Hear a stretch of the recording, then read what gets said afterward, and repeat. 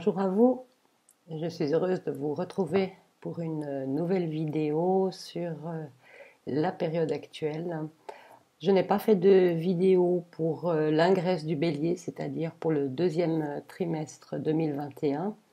Donc je vais faire cumuler les trimestres, les deuxième et troisième trimestres de cette année, donc sur la base de deux thèmes. La méthode que j'utilise, c'est la méthode des ingresses solaires. Donc l'entrée au moment où le soleil entre à 0 degré du bélier pour l'ingresse bélier, à 0 degré du cancer pour l'ingresse du cancer, qui correspond lui à l'été, etc. Donc dans une précédente vidéo, j'expliquais que en fait on rentre dans une nouvelle année astrologique aux alentours du 20-21 mars, au moment où le soleil rentre justement dans le signe du bélier. Ça ne correspond pas vraiment en fait à l'année civile, mais d'un point de vue astrologique, c'est beaucoup plus logique. On est incarné sur Terre et au mois de mars, quand le soleil entre dans le signe du bélier, eh bien, c'est le départ d'une nouvelle année. Donc j'avais aussi expliqué dans la précédente vidéo que le premier trimestre de l'année 2021 correspondait en fait à la fin de l'année 2020, sous-entendu par rapport à ce rythme solaire d'ingresse du bélier de début d'année zodiacale en fait. Donc en ce qui concerne ce premier, en fait c'est le deuxième trimestre 2021, mais le départ avec l'entrée du soleil dans le signe du bélier, on a un thème qui présente une configuration astrologique qui représente une enclume. C'est-à-dire que c'est une période, donc cette ingresse-là du bélier va symboliser tout ce qui va se passer durant l'année 2021, ça donne le ton. Après, bien sûr, on va faire les ingresses des autres entrées du soleil dans les signes cardinaux. Mais enfin, pour en revenir à cette ingresse du bélier qui lance l'année 2021, donc on a une enclume. Et ceci, on voit ce que c'est qu'une enclume, représente un défi de transformation, certaines difficultés et le fait d'être mis face à des conditions devant lesquelles on ne peut plus reculer. Donc il y a cette idée que si on le prend positivement, et mon point de vue c'est toujours de prendre les choses positivement, quel que soit ce qui puisse arriver, c'est l'opportunité de transformer ce qui est à transformer afin de pouvoir répondre aux défis de la vie et de devenir toujours plus créateur et surtout toujours plus nous-mêmes. Les difficultés pour moi sont des opportunités de grandir et non pas des opportunités de se trouver face à des échecs ou des obstacles insurmontables. Ceci étant dit, par rapport à ce thème enclume, eh bien, on se rend compte qu'on est mis au défi d'une transformation de notre perception de la réalité. Et en fait, le défi, c'est d'arriver à pouvoir exprimer qui nous sommes vraiment de manière indépendante, de manière libre, en suivant les aspirations de notre cœur. Bien sûr, on peut manifester, on peut chercher des actions concrètes pour sortir d'une situation qui nous semble inextricable, mais sans oublier que nous sommes chacun individuellement et collectivement créateurs de notre destinée. Donc le fait d'être capable de se transformer de l'intérieur permet ensuite de transformer les choses à l'extérieur. Et c'est une réalité expérimentée et expérimentable pour chacun d'entre nous. J'ai également mentionné que durant toute l'année 2021, nous sommes confrontés au carré de Saturne à Uranus, qui est un carré descendant. Et en fait, on est en train de récolter ce qui est né en 1988, au moment où ces deux planètes se trouvaient conjointes dans le signe du Sagittaire, vers la fin du signe du Sagittaire, et qui nous demandait d'agrandir notre pensée, d'être capable de prendre la responsabilité morale de notre destinée. Là, on est en train, en fait, de récolter les fruits de cette capacité ou incapacité à vivre cette responsabilité morale quant à la responsabilité qu'on a vis-à-vis des sociétés telles qu'on les a créées, de nous-mêmes, de la nature, etc. Donc on a ce fameux carré Saturne-Uranus qui est aussi responsable de l'effondrement actuel accéléré par certaines mesures que nous ne citerons pas. Mais de toute façon, mesure ou pas mesure, le système tel qu'il est à l'heure actuelle est de toute façon voué à aller dans le mur. On est obligé de passer par une transition. Maintenant, cette transition, on a le choix entre la choisir justement ou bien laisser certaines autorités décider pour nous. Ce qu'on assiste, c'est que eh bien, de plus en plus de gens de sociétés, enfin dans les sociétés humaines, sont en train de réagir par rapport à un avenir dont, en majorité, on ose l'espérer, on ne veut pas. Et donc, dans cette année 2021, nous avons tout au long de l'année ce carré Saturne-Uranus, mais nous avons également le transit du nœud nord en Gémeaux. Et ce transit du nœud nord en Gémeaux nous met au défi de dépasser la dualité, c'est-à-dire les querelles de chapelle, les querelles d'opinion, le bien, le mal, celui-ci est mauvais, celui-ci est gentil, etc., qui ne mènent à rien et qui, de toute façon, nous maintient dans un status quo. Et vraiment, la difficulté à l'heure actuelle, le défi, c'est vraiment de passer au-delà de cette dualité. Parce que finalement, si nous sommes à un carrefour, et c'est une réalité, nous sommes à un carrefour entre deux mondes possibles, un monde humain auquel on aspire tous, qui soit vraiment plus humain, avec de la compassion et de la bienveillance, et puis un monde nettement moins humain, hein, le fameux monde transhumaniste. Si on se trouve à ce carrefour-là, eh bien, c'est que nous avons une responsabilité à prendre et un choix à faire. Ce choix, il va venir effectivement de l'intérieur de nous, mais pour pouvoir faire ce choix, quelque part, on va être obligé de choisir tout le monde. Je m'explique. Si un futur transhumaniste tente par tous les moyens de s'imposer, à mon avis, il n'y arrivera pas. Mais enfin, s'il est là et qu'il tente de s'imposer, et si des gens se sont fait les vecteurs de ce futur-là, on ne nommera personne, notamment les politiques, etc., eh bien, c'est que nous, collectivement, avons une responsabilité. C'est-à-dire que en refusant peut-être de nous poser certaines questions, en refusant de voir comment on consomme, d'où viennent nos biens, on s'est créé une sorte de karma qui avait tendance à nous faire prendre une direction qui allait vers ce futur transhumaniste, qui est un futur conditionné par l'informatique, par les machines, où on devient finalement, après avoir consommé, des consommables nous-mêmes. Donc, ces énergies-là, ces pensées qui ont été suscitées par le collectif s'incarnent à travers des personnes qui sont plus sensibles que d'autres à ces réalités. Donc, c'est une chose que de voir effectivement que cette réalité-là pourrait se produire, c'en est une autre que d'accuser les gens qui vont se faire les chantres de cet avenir-là, de cet avenir transhumaniste, parce que finalement, s'ils ont été saisis par ces idées-là, c'est parce que collectivement, nous avons entretenu de telles idées à des degrés divers et non moins variés.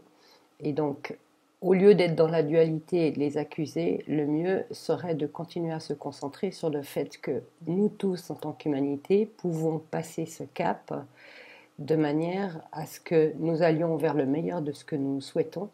Et au vu de ce qui arrive actuellement, notamment par rapport à ce thème enclume dont je parlais, on n'a plus le choix. Et à un moment donné, là, en ce moment, on se rend bien compte qu'il faut prendre des décisions et que ces décisions doivent être prises non seulement au niveau de la tête, mais également au niveau du cœur et au niveau des actes. Et en faisant ceci et en se concentrant sur le meilleur, on n'est pas en train d'accuser qui que ce soit de quoi que ce soit. Accuser ne sert à rien. Le fait d'accuser, le fait de juger, c'est cette fameuse dualité qui risque de nous amener vraiment dans un bout de course où on ne pourra pas continuer plus loin. Donc revenons, alignons-nous entre notre pensée, notre sentiment et notre volonté. Concentrons-nous sur ce qu'on a vraiment envie de créer comme monde et ces résistances de l'avenir vont céder les unes après les autres.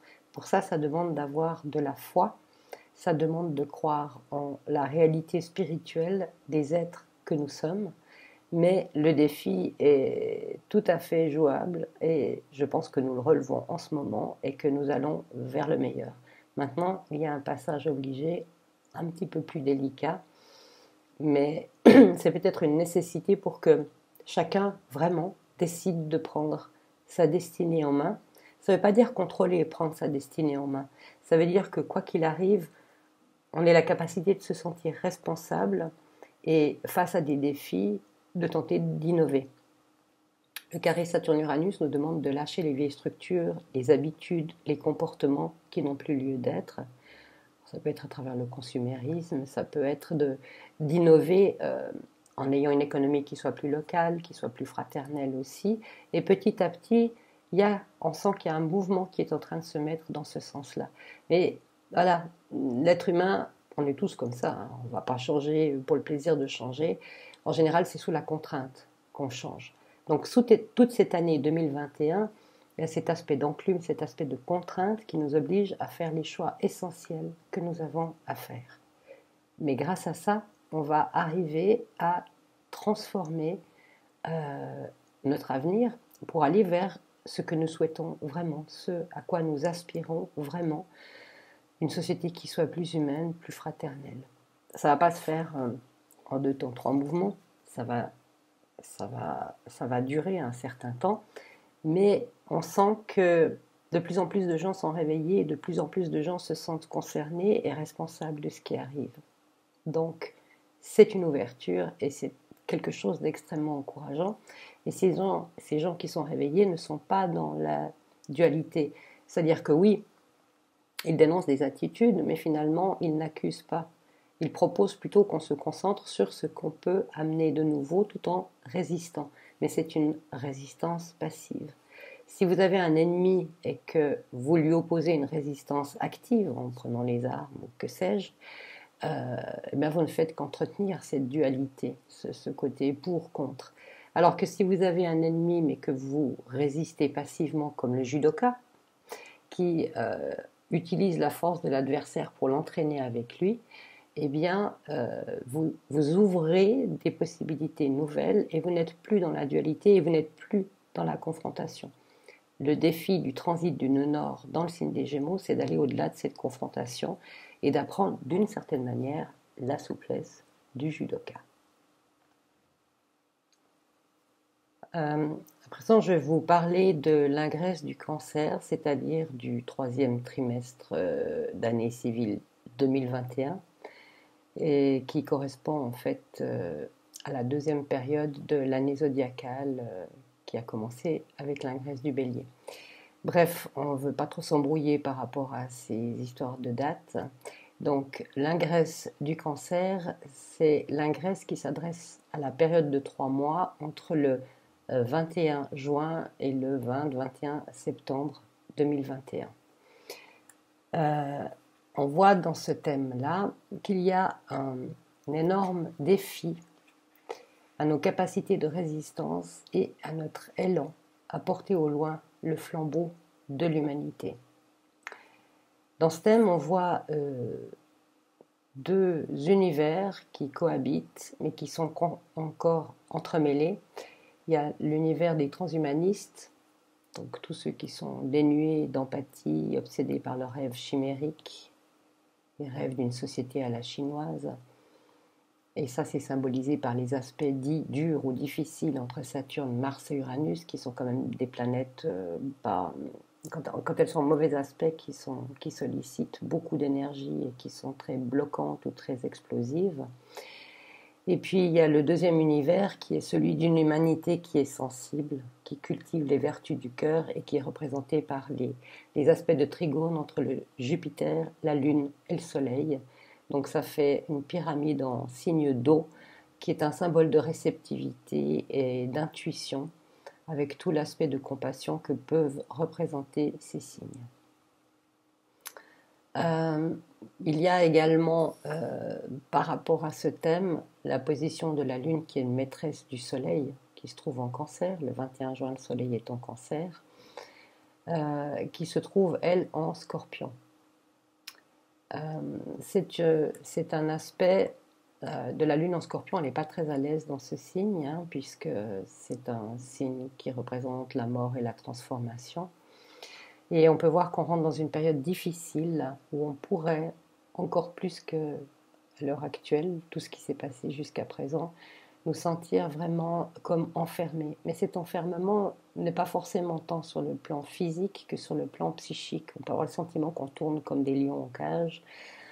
On peut avoir le sentiment que le bout du tunnel n'arrête pas de s'éloigner de plus en plus. Donc la seule possibilité par rapport à ce thème, si on ne veut pas se prendre dans cette quadrature, qui est ce que les transhumanistes essayent d'entretenir, hein, une espèce de psychose collective, eh bien c'est de prendre de la hauteur.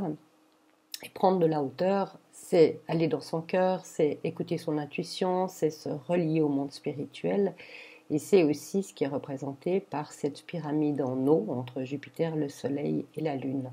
Donc établir en soi une base saine et solide. Ne plus entretenir des pensées négatives qui viennent nous polluer.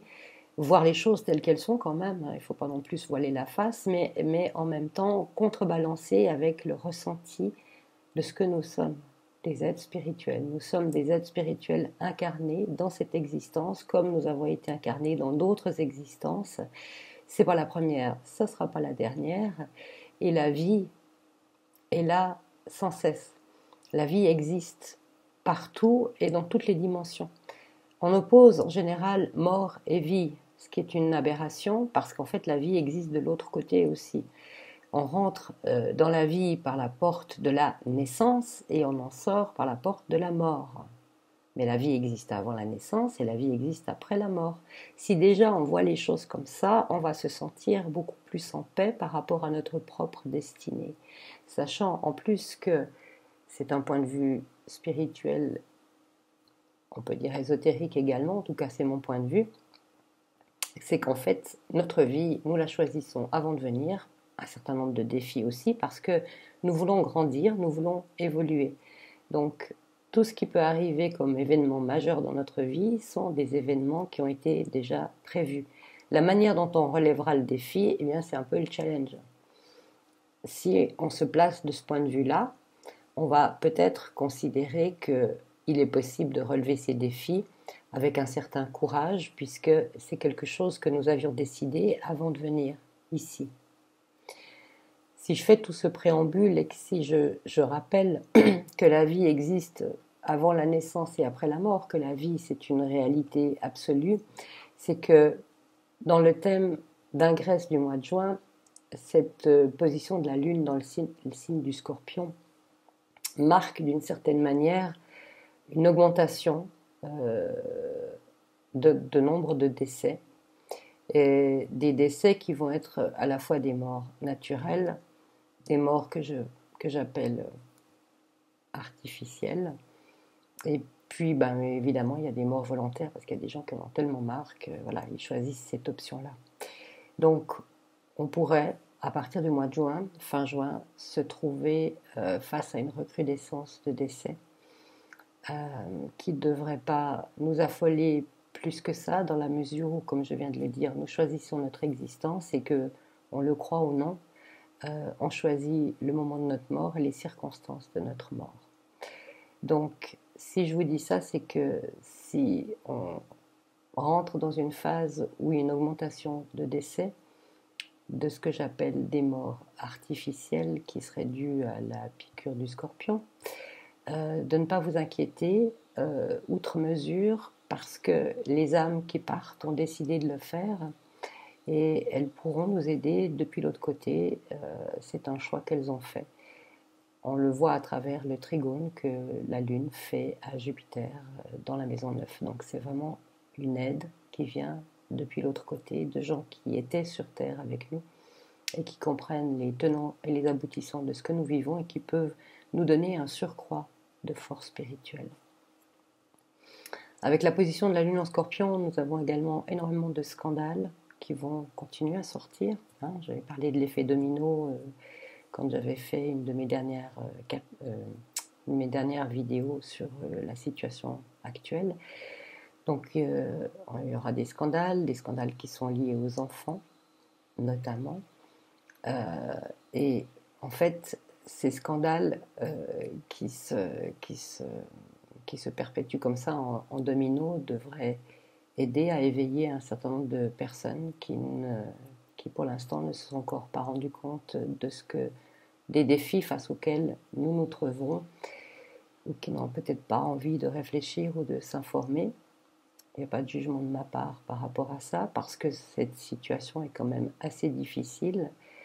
Donc chacun fait du mieux qu'il peut avec ce qu'il est. Il ne faut pas oublier non plus que le signe du Scorpion est un signe de résilience et que nous avons tous cette capacité de résilience en nous. Et ça va être l'opportunité justement de puiser dans ces ressources que nous avons, ces ressources de résilience. Comme la Lune se trouve dans la maison 5 solaire, elle nous permet également de faire preuve de créativité et d'engendrer des solutions alternatives basées sur des idéaux de morale et d'harmonie. Parce que finalement, si on en est arrivé là où on en est à l'heure actuelle, c'est parce qu'il y a un grand manque de morale de certains pouvoirs. On est tous co-responsables d'une certaine manière, mais enfin, il y a une certaine frange de certaines élites qui est arrivée à un tel degré d'immoralité qu'on assiste à ce à quoi on assiste à l'heure actuelle, où aucune précaution ne sont prises et où il y a un désintérêt total quant au sort des populations, quant aux difficultés que les gens peuvent avoir. Donc cette nécessité de retrouver une morale, elle vient de la base, elle vient du peuple, elle vient des gens, de ce qu'on appellerait peut-être, de ce que les élites appellent avec dédain les petits. Eh bien, c'est les petits qui montrent toute leur grandeur, la grandeur de leur cœur, la noblesse de leur cœur également. On peut dire aussi qu'on va traverser une période un petit peu agitée au niveau de la météo. Probablement, c'est très lié, la météo est très liée à l'inconscient collectif, qu'on trouve ça débile ou qu'on y prête attention.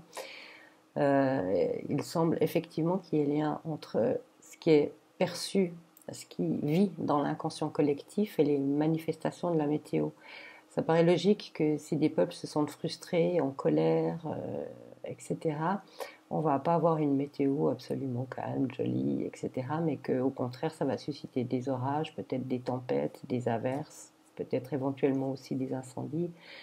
Voilà, il faut s'attendre à ce qu'il y ait quelque chose qui remue quand même passablement. Mais tous ces phénomènes-là sont aussi des phénomènes cathartiques et des phénomènes de purification. Donc l'humanité a traversé déjà énormément de situations sociales, météorologiques difficiles et l'humanité est toujours là. Donc prenons ces événements comme des opportunités de nous renforcer encore, de resserrer les liens entre nous encore et de continuer à fonctionner avec un esprit de solidarité. Parce que c'est grâce à cet esprit de bienveillance, de compassion et de solidarité que nous allons sortir victorieux de cette épreuve, parce que je vous le garantis, nous allons sortir victorieux de cette épreuve. Je voulais encore ajouter une chose par rapport à ce thème, c'est que en astrologie, on regarde toujours quel est le maître et la maison 4, le maître de la maison 4 et l'état de la maison 4 pour voir la fin des choses, c'est-à-dire la fin de ce trimestre entre juin et septembre. Eh bien, la fin de ce trimestre est gouvernée par la planète Vénus, qui est maître de la balance, qui est au trigone de Neptune et qui indique que les forces du cœur sublimées, donc amour, bienveillance et compassion, vont être les fruits que nous allons pouvoir produire d'ici l'automne. Et voilà, en restant dans cette aspiration d'aller dans ce sens de bienveillance, de compassion, en résistant avec intelligence et en foi en nous-mêmes, nous allons traverser et surmonter cette épreuve, cette période un petit peu délicate. Et même si les circonstances sont apparemment difficiles, on a ce fameux carré fermé dans le thème, il y a un arrière-plan, la pyramide d'eau dont j'ai parlé, et il y a les difficultés et en même temps la solidarité. Et c'est peut-être parce que justement il y a des difficultés que nous sommes capables de trouver cette solidarité qui peut-être nous faisait encore un peu défaut parce qu'on était plus chacun dans son petit égoïsme. Maintenant, on se rend compte qu'on a besoin les uns des autres et c'est en s'entraidant les uns des autres que nous allons arriver à ce à quoi nous aspirons. Voilà, pour terminer, encore une chose, je vais revenir sur ce carré Saturne-Uranus. Uranus symbolise entre autres l'informatique, la technologie et les médias. Les médias, on parlera surtout peut-être des médias mainstream, sont en perte de vitesse et je pense que les médias traditionnels mainstream tels qu'on les a connus jusqu'à présent vont peu à peu disparaître parce qu'ils ne correspondent plus à ce qui s'est éveillé dans l'humanité, dans les sociétés. Voilà, ça c'est peut-être une bonne nouvelle. Il existe des médias alternatifs qui sont en train de se développer. Et ces médias alternatifs qui sont locaux, qui sont plus près de leur base, qui sont plus près de cet aspect de solidarité, sont probablement, eux, destinés à perdurer parce qu'ils se construisent sur des bases saines, où le mensonge n'existe pas. Enfin, en tout cas, la volonté d'être dans la vérité et le service. Voilà. Donc, l'avenir nous dira ce qu'il en est. Quant à moi, je voulais de mon côté vous souhaiter de passer de toute façon de très très belles journées en étant proche de votre cœur, proche des gens que vous aimez, en osant être vous-même, quoi qu'il puisse arriver. Vous savez, dans les périodes difficiles, on croit qu'on n'est pas capable de faire certaines choses parce que c'est hors de notre portée, on n'est pas assez grand, on n'est pas assez ci, on n'est pas assez ça. Et puis on se rend compte qu'en définitive, on a ces capacités-là. Simplement, c'est juste une question d'ouverture du cœur. Et comme on peut trouver résonance chez d'autres personnes qui ont ce même courage, il y a une sorte d'engrenage positif du courage où on s'encourage les uns les autres et on va être capable vraiment de traverser cette période en devenant les meilleures et les plus grandes versions de nous-mêmes. Et s'il faut retenir quelque chose de cette période qu'on va traverser, cette période 2021 qui est un petit peu chaotique, c'est justement que en arrivant à la fin de cette période, nous allons être beaucoup plus nous-mêmes, des plus belles et des plus grandes versions de nous-mêmes. J'ai foi en ceci et j'en suis totalement persuadée. Et voilà, nous sommes partis pour un monde meilleur. Et pour y arriver, eh bien, on ne fait pas d'omelette sans casser des œufs. Ma foi, il y aura peut-être quelques dégâts collatéraux, quelques difficultés encore à supporter et à traverser. Mais nous allons tous ensemble y arriver car c'est notre volonté. Et quand une idée, je ne sais plus qui disait, lorsqu'une idée est arrivée à son terme, rien ne peut l'arrêter. Eh bien, il y a quelque chose qui s'est mis en route chez beaucoup d'entre nous. Et cette idée-là, cet idéal-là, qui correspond au temps actuel, orienté vers l'avenir, rien ne peut l'arrêter. Une idée qui est arrivée à son terme, qui naît, rien ne peut l'arrêter. Voilà. Il y aurait encore beaucoup de choses à dire par rapport à ces thèmes. Je ne voulais pas faire une vidéo trop longue non plus. Si vous avez des questions que vous voulez que j'y réponde à travers une vidéo, c'est très volontiers. Je rappelle juste en passant que les vidéos que je fais ne représentent que mon point de vue, qu'on peut y adhérer ou pas, ce qui me semble naturellement évident.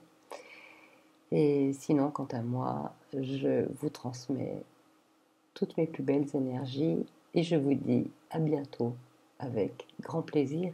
Surtout, prenez soin de vous, prenez soin de ceux que vous aimez et gardez foi et courage car nous allons y arriver. À bientôt. Bye